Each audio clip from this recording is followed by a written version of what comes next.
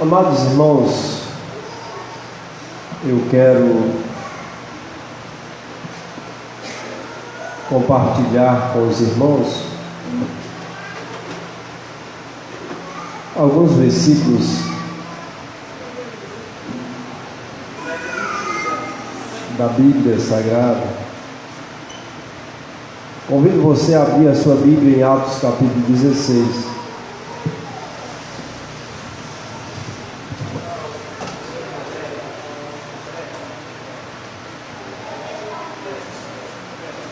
O livro de Atos dos Apóstolos, capítulo 16.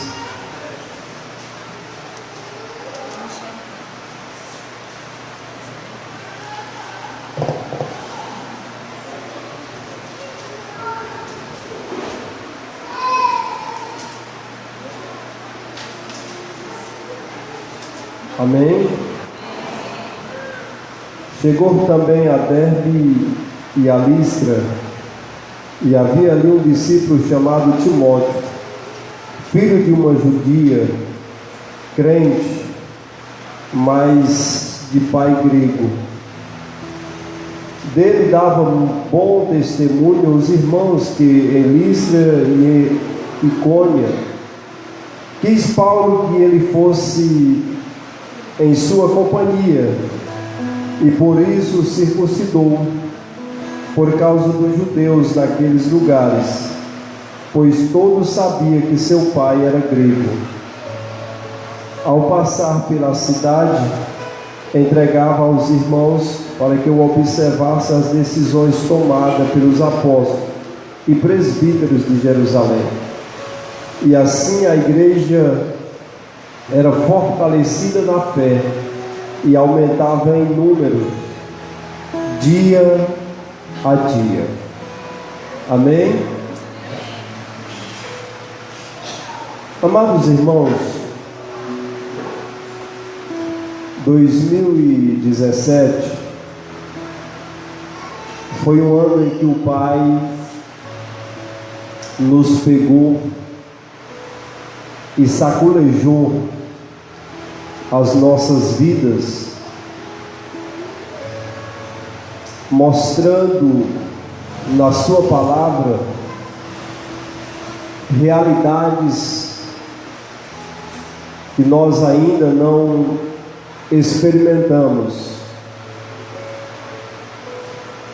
Mas eu estou esperançoso no meu espírito que 2018 será um ano de crescimento. Não falo de um crescimento numérico, sabendo que isso vai acontecer, porque esta casa não foi ou não é um projeto de um homem, mas é o projeto de Deus. Então é Deus quem dá o crescimento. Mas eu estou esperançoso no meu espírito de um crescimento de mentalidade.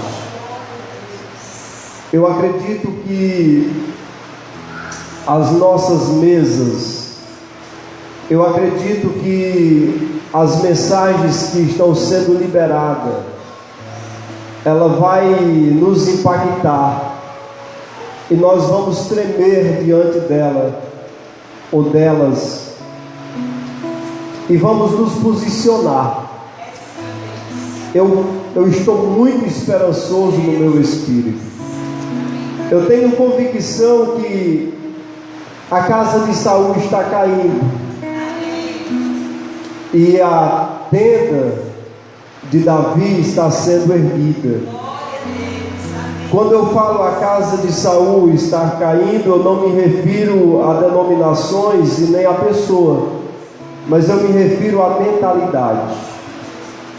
Toda aquela mentalidade errônea de como se relacionar com Deus, de como governar as coisas, de um sistema descomprometido com o Senhor, de um sistema alimentado pelo egoísmo pessoal do homem, ele está caindo, e o Senhor está levantando a tenda de Davi aonde nós vamos estar relacionando-se com Deus e com os nossos irmãos de uma forma saudável e edificante. Nesses últimos dias o Espírito Santo ele tem falado ao meu coração por meio de sonhos, de alguns textos da Bíblia Sagrada, de intimidade. A igreja, ela está como uma esposa que não trai o seu marido, mas não tem nenhuma afetividade por ele. Uma esposa que está com medo de ter intimidade, de se entregar ao esposo, com medo de ser machucada, com medo de ser ferida. E eu entendo, amados irmãos, que quando estamos natural, quando estamos agindo pelas nossas próprias decisões ou pela nossa própria carne, não nos entregamos porque tememos sermos machucados, sermos feridos. Mas eu acredito que é um tempo de ferir o nosso egoísmo, é um tempo de ferir a nossa mentalidade errônea de como se relacionar. Eu creio que o Espírito Santo está inquietando muitos corações, assim como está inquietando o meu, e que isso não será um fogo de palha, mas isso será um fogo que vai queimar continuamente sobre as nossas vidas, até gerarmos uma intimidade com os céus. Há essa esperança no meu coração, irmãos. O Pai tem liberado muito sobre as nossas vidas, sobre paternidade. E quando eu fui inquietado pelo Espírito sobre intimidade que nós precisamos ter com o nosso esposo, que a igreja precisa ter com Cristo, que a igreja precisa se entregar para que Ele possa na intimidade gerar em nós. Porque talvez como eu, você também está cansado de criar expectativa e observar que o que foi gerado no seu ventre é apenas vento, não tem vida, não tem alegria, não tem surtido um efeito permanente, é só emoções. E aquilo que é gerado na emoção e não na intimidade com o Senhor não gera vida, não é permanente. E depois vem a frustração, depois vem a decepção. E muitas das vezes, diante de mensagens que nós ouvimos, que nós recebemos, nós nos empolgamos e fazemos votos de fidelidade. Nós nos comprometemos de nos tornarmos uma pessoa melhor. Nós nos comprometemos em oração de sairmos daqui e voltarmos a uma vida de oração, de jejum, de consagração, de santidade. E muitas das vezes isso se consiste apenas em promessas e não conseguimos executá-lo, porque não estamos gerando em secreto com o nosso esposo, com o nosso Cristo, com o esposo da igreja, noiva do Cordeiro de Deus.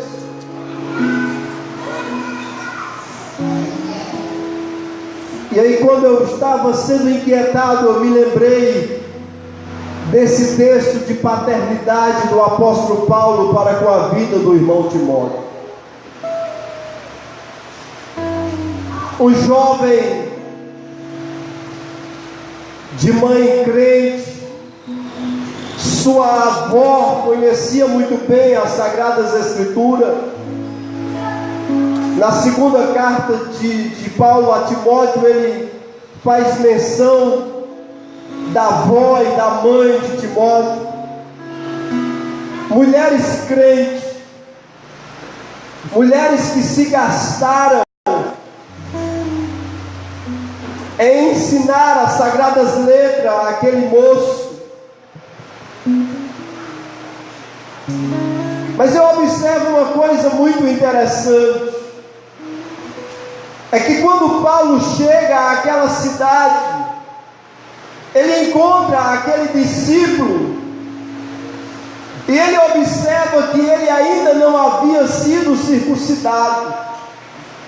Havia uma necessidade que fosse tocado na intimidade daquele rapaz. Geralmente a circuncisão era feita ao 8º dia. Jesus foi circuncidado com 8 dias. E acredita-se que quando Timóteo regressou na obra missionária, quando começou a ser companheiro de Paulo, ele já tinha aproximadamente 30 anos. E Paulo, observando que ele era um discípulo exemplar, Paulo, observando que ele tinha sido criado em um ambiente onde as sagradas letras tinham sido ensinadas a ele, era necessário que ele passasse pela circuncisão para não escandalizar os judeus, porque para os judeus Timóteo vivia como um gentio. E Paulo toma essa decisão de circuncidar a Timóteo, de tocar na intimidade de Timóteo, para que ele assim o seguisse, para que ele assim se engajasse na obra do Senhor, para que Timóteo alcançasse o propósito estabelecido pelo Pai. Porque Paulo acrescenta nas cartas a Timóteo que Timóteo tinha recebido profecia, que o Senhor já havia falado no íntimo com aquele rapaz, e para isso ele precisava de passar por alguns processos, para que o nome do Senhor fosse glorificado, para que Timóteo alcançasse uma estatura de um varão perfeito em Cristo Jesus, nosso Senhor. E nós, quando observamos a primeira e a segunda carta de Paulo, as cartas pastorais a Timóteo, nós observamos que ele sempre o tratou como um filho. Paulo foi o pai que deu destino ao seu filho espiritual. Ele não criou gaiolas para colocar a Timóteo, mas ele revelou o modelo correto que o Espírito estava liberando para que a igreja do Senhor, a coluna da verdade, se comportasse de uma forma que trouxesse a cultura dos céus para a terra. Ele sempre se dirigiu chamando de meu filho. Ele disse que sempre nas suas orações ele lembrava do seu filho. Ele sempre teve a preocupação de comunicar àquele jovem pastor o que os céus estavam comunicando. Ele sempre teve o cuidado de exortar a Timóteo a permanecer firme no fundamento correto, mesmo diante de afrontas e perseguição. Mas ele não podia retroceder, mas ele deveria permanecer firme, combatendo o bom combate, como um soldado que foi alistado para a guerra e está lá com o desejo de alcançar o propósito para o qual foi chamado.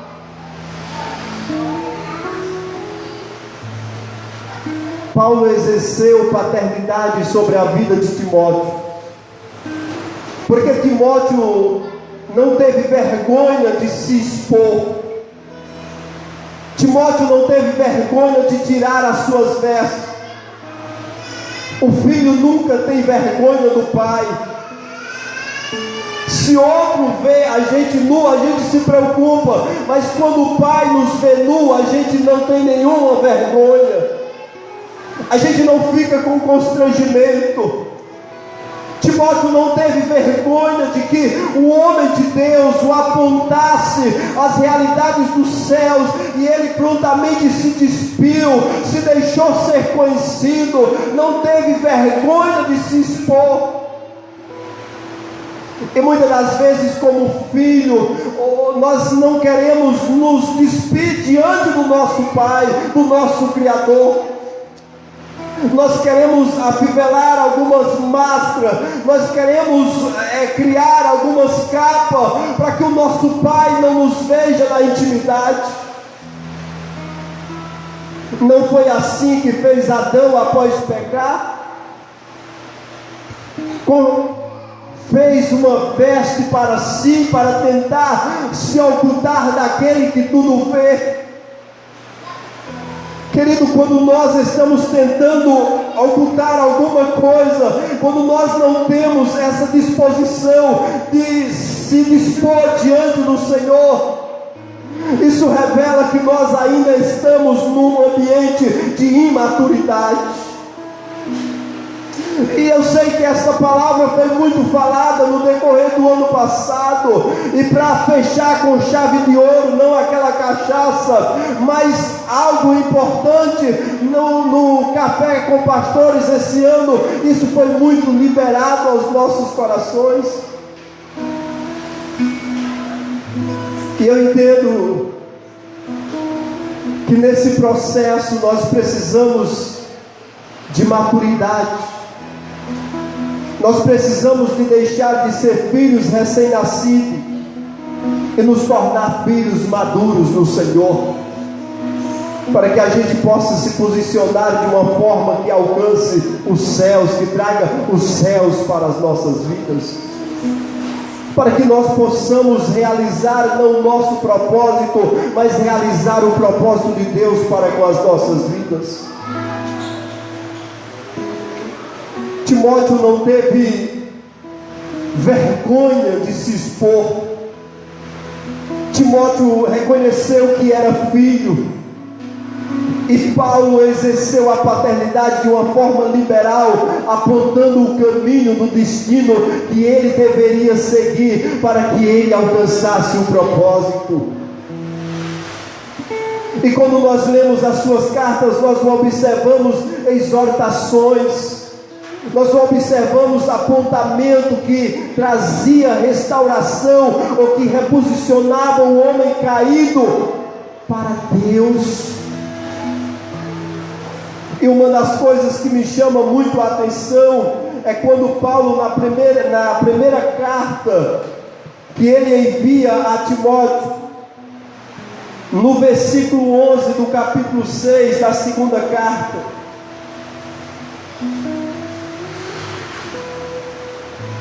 ele disse: tu, porém, ó homem de Deus. Essa expressão, homem de Deus, era muito usada no Antigo Testamento, mas quando nós observamos no capítulo 3 da segunda carta, e no versículo 17, nós entendemos que o homem de Deus é aquele homem que é maduro, é aquele homem habilidoso para as práticas das boas obras, é aquele homem que saiu de recém-nascido e se tornou filho maduro em Deus.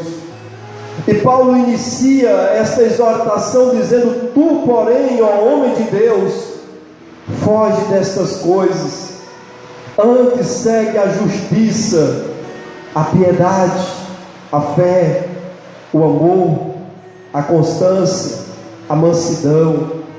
Combate o bom combate da fé, toma posse da vida eterna, para o qual também foste chamado, e de que fizeste boa confissão perante muitas testemunhas. Se nós observarmos os versículos anteriores, nós entendemos que Paulo está dizendo a Timóteo: você está inserido em meio de pessoas de mente pervertidas, pessoas de mente de escravo, pessoas escravizadas pelo engano, pessoas que se deixam ser levado pelas fábulas, pessoas que estão tentando perverter o caminho da verdade, de homens que saíram do nosso meio e têm visto ou têm aplicado aquilo que aprendeu de uma forma leviana para ganhar proveitos financeiros, homens que estão com o coração preso às cobiças. Paulo não estava dizendo que o cristão deveria fazer um voto de pobreza, mas Paulo no versículo anterior ele estava dizendo que a maior riqueza do homem era a piedade com o contentamento. Ele estava dizendo: a maior riqueza do homem é se contentar com aquilo que já tem, porque aqueles que não são contentes com o que têm, eles são atraídos pelos laços do engano e caem em tentação. E Paulo no versículo 11 disse: Timóteo, foge destas coisas. Porque Paulo conhecia as Sagradas Escrituras, irmãos, e ele sabia que muitos homens alimentaram o coração pela ganância ou pela cobiça e se desviaram do propósito para o qual foram chamados. Quem não lembra dos filhos de Eli? Se nós nos lembramos, eu imagino Paulo, um homem que conhecia as Escrituras. Paulo estava advertindo a Timóteo, certamente porque ele também se lembrou dos filhos de Samuel, que cresceram na igreja, mas não cresceram no Senhor.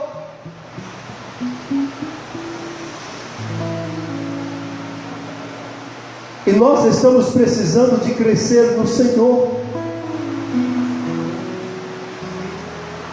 porque o que nos faz alcançar o propósito não é crescer em uma igreja, mas é crescer em Cristo, mas é conhecer a Cristo, mas é viver o que Cristo está apontando para nós, mas é se entregar de corpo, alma e espírito. Nós somos muito bons para fugir daquilo que os nossos olhos conseguem enxergar que é perigoso para as nossas vidas.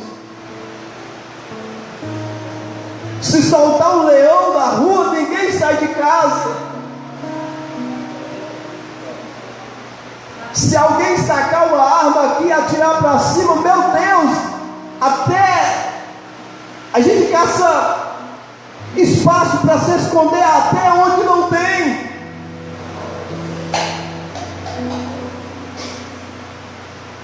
Nós somos bons para fugir daquilo que enxergamos que é perigoso para nós.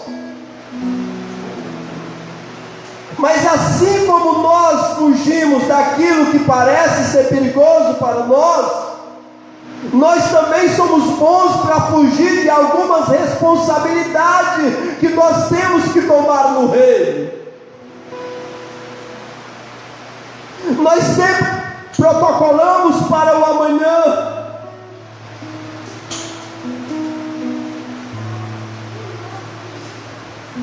E Paulo queria que Timóteo ele fugisse daquelas coisas, mas ele corresse para outras coisas importantes.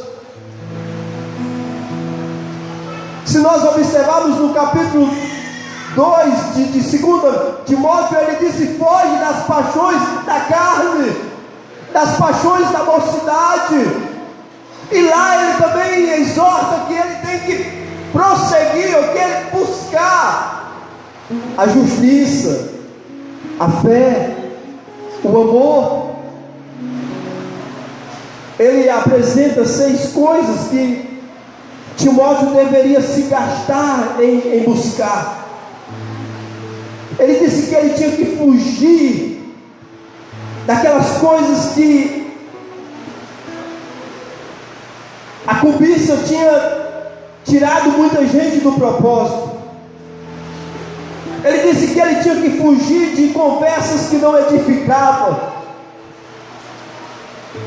Ele estava dizendo: olha, muita gente se reúne em grupinhos para falar coisas que não edificam, mas que pervertem a fé. Mas você foge dessas coisas. Querido, a vida cristã é de renúncia. E muitas das vezes, ou constantemente, nós temos que estar fugindo, porque tem coisas que parecem nocivas, mas que nos roubam do propósito e nos faz perder o tempo. E não há mais tempo para se perder tempo, é tempo de se remir o tempo.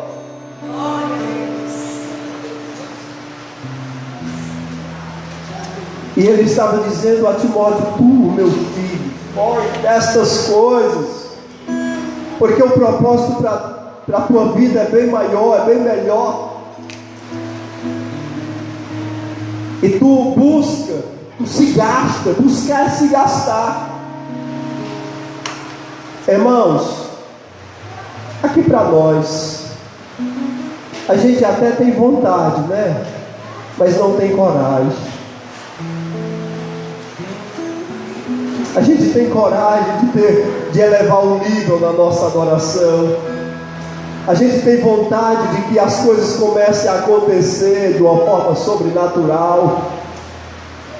A gente tem vontade que o Espírito venha de uma forma intensa e flua nas nossas vidas. A gente tem vontade que esta casa flua nos 5 ministérios. A gente tem vontade de viver uma vida de consagração, de loucura, porque os profetas viveram uma vida de loucura. E parece que quando a gente analisa a vida que os profetas viveram, a vida que os apóstolos viveram, aquele estilo de vida que eles adotaram a viver para agradar os céus, a gente tem vontade, mas não tem a coragem. Nós somos corajosos para muitas coisas, mas na hora de gerar uma intimidade, deixar os céus fluir nas nossas vidas e viver o propósito do reino dos céus, nos falta coragem, nos falta ousadia. Mas eu volto a dizer o que disse na introdução: eu estou esperançoso no meu espírito, que nós vamos sair do discurso para a prática, que nós vamos sair do oba-oba para a realidade que os céus está pedindo. Sabe por quê? Porque nós temos uma palavra de restauração, mas as pessoas que estão lá fora, elas não querem nos ouvir, elas querem nos ver. Quando elas veem que a nossa vida está de acordo com a mensagem que nós estamos liberando, aí sim elas vão querer nos ouvir. Mas para isso é preciso que eu e você se gaste, busque, se entregue, se renda. Deus está inquietando muita gente. E eu creio que isso será uma realidade dessa casa, porque Deus é fiel, irmãos. Ele disse: Timóteo, tu foge das coisas que impedem você alcançar o propósito, mas você corre para os braços do Senhor. Mas você corre para aquilo que os céus apontou para a tua vida, ainda quando tu era criança. Timóteo, não esquece das profecias que foram liberadas sobre a sua vida. Timóteo, não esquece da imposição das mãos dos presbíteros que ungiram ou que abençoaram a sua vida. Mas para isso você precisa combater, você precisa lutar, e ninguém gosta de lutar, irmãos. Ninguém gosta de lutar.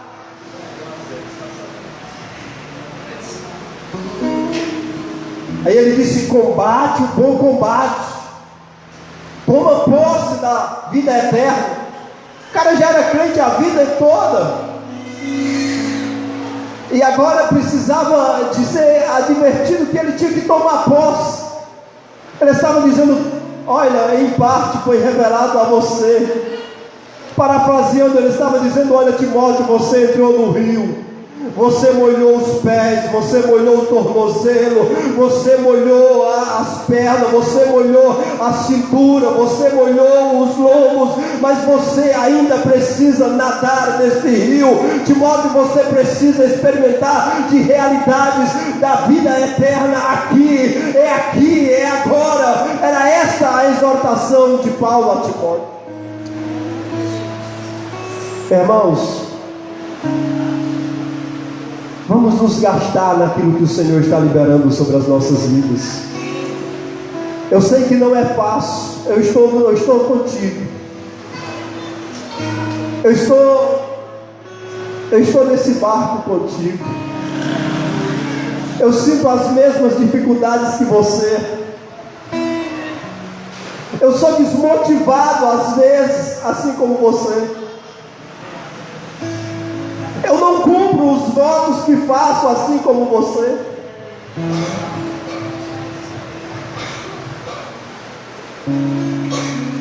Mas nós cremos na restauração que o Senhor há de manifestar e de realizar nas nossas vidas.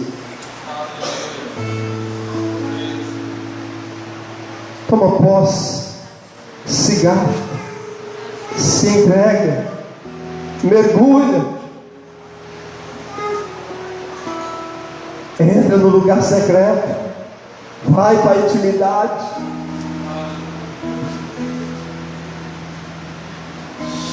São palavras repetidas, mas como não repetir se não conseguimos aplicar? Eu passei a minha vida inteira indo a igrejas à procura de uma mensagem que me aliviasse. E hoje eu entendo que as mensagens que me aliviavam, elas me levavam ou me alimentavam a permanecer nas zonas de conforto.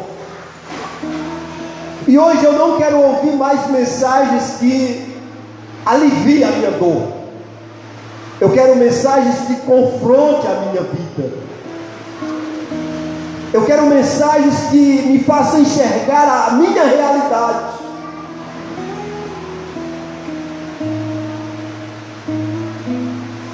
Para que ser alimentado com coisas que não vão acontecer?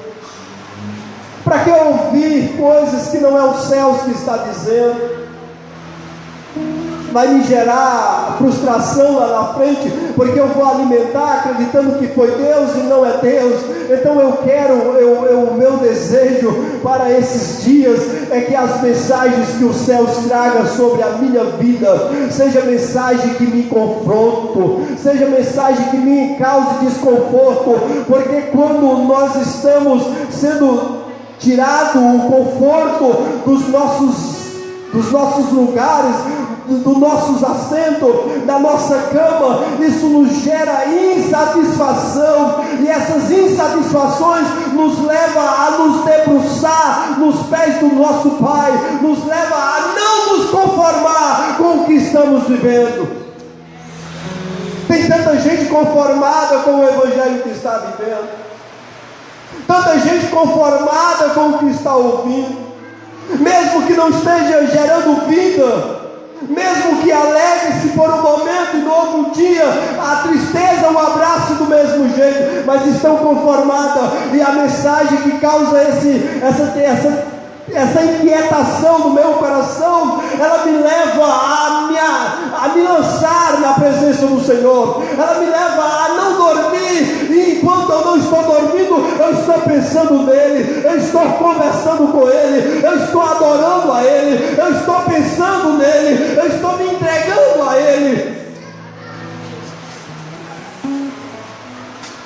E a mensagem de confronto, ela nos leva a dormir menos, ela nos leva a comer menos,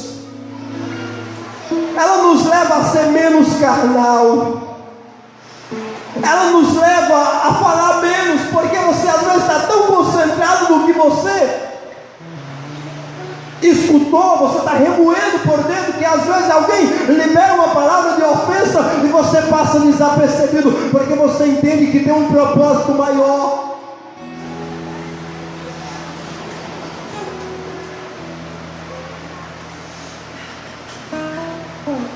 Quando nós nos entregamos, quando nós deixamos que a mentalidade de Saul caia, e nós passamos a ter um novo entendimento, ou uma mente renovada, nós passamos a viver melhor, porque temos ou desfrutamos de mais intimidade com o Senhor. E eu acredito que tudo vai partir da intimidade que nós vamos gerar com o Senhor.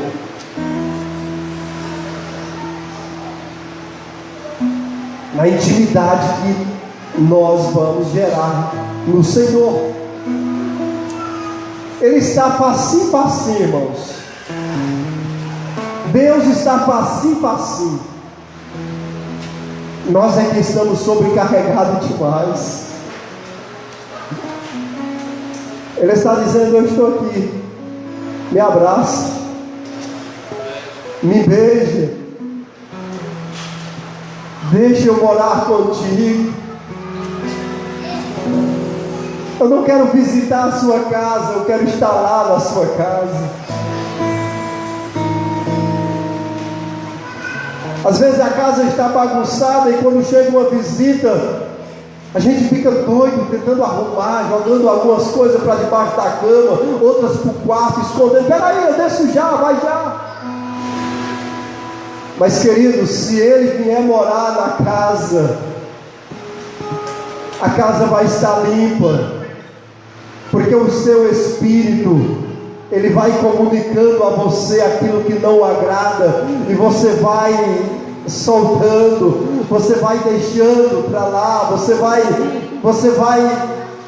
lutando e vencendo você mesmo, e aí ele vem e faz morada na sua casa, e aí ele ceia com você, você ceia com ele, e aí é festa todo dia.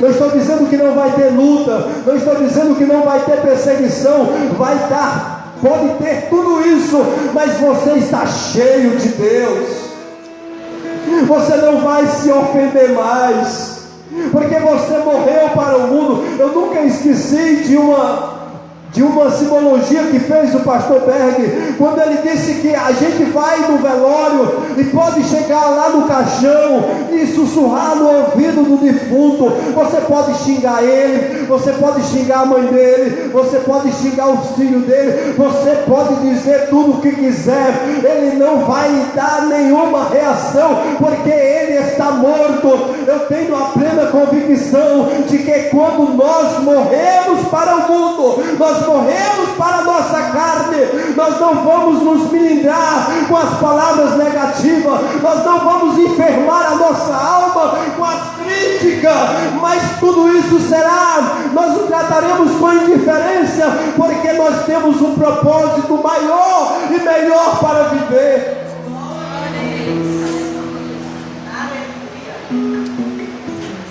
Precisamos entender que temos que ter um Pai, e que esse Pai tem liberdade e autoridade sobre as nossas vidas, e que esse Pai não vai criar gaiolas para nos prender, mas esse Pai vai trazer clareza de algumas realidades que nós precisamos viver. Esse Pai não quer que nós tenha 30 anos de crentes. Esse Pai não quer que a gente suba no altar, simplesmente fique testemunhando que cresceu na igreja. Não. Nós precisamos crescer em Cristo. Nós precisamos nos tornar em Cristo. Nós precisamos abraçar o que Cristo tem para as nossas vidas e nos fortalecer nele, e fugir daquilo que nos rouba do propósito e nos gastar naquilo que Ele está apontando para as nossas vidas. Amém? Nós vamos ofertar agora, ofertar, dizimar.